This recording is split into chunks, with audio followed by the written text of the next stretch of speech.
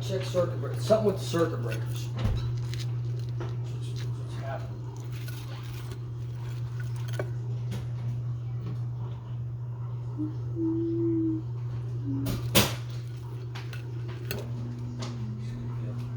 So I have to check in here, guys.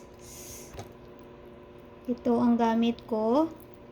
So nag-slice ako sa gitna para ma-cook talaga ang inside. So I have garlic and I use grill meat chicken seasoning.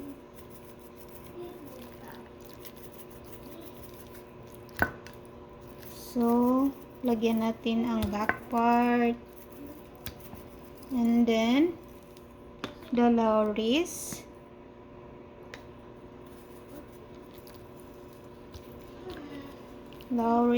And then, the black pepper. A little bit black pepper.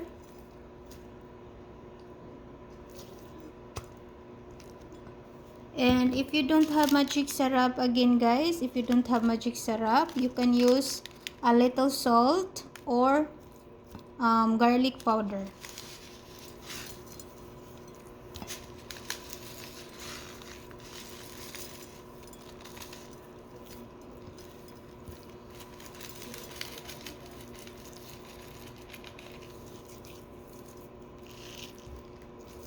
And just make the garlic there, the minced garlic. Mix natin properly, guys. Put some seasoning inside.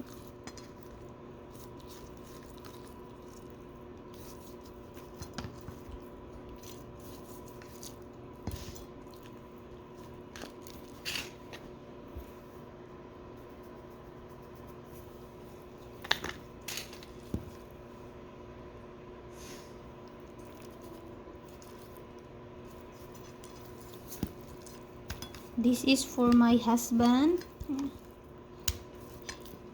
So no soy sauce, only seasoning, guys.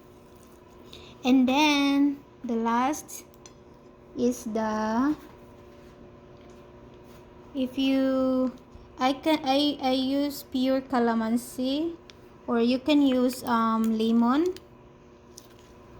This is sour a little bit, so you can use lime or lemon. So mix natin properly.